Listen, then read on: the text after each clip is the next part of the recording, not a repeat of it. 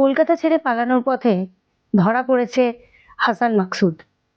তিনি কলকাতার বিরুদ্ধে কোনো একটি ষড়যন্ত্র পরিকল্পনা করছিলেন। অন্যদিকে আমাদের ভারতবর্ষের সমস্ত স্লিপার সেল যারা পাকিস্তানে এবং বাংলাদেশে আছে তারাও কিন্তু সক্রিয়। কারণ কিছুভাবে অপারেশন ব্লু ফ্লাওয়ার কিন্তু বন্ধ করতেই হবে।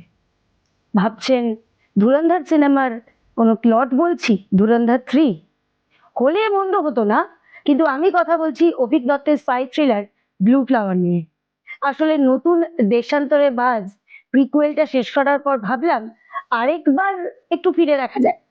এবং ধুরন্ধরের পরে যখন এই বইটা পড়তে বসলাম, এই গল্পটা পড়লাম, একদম অন্য রকমের অনুভূতি হলো।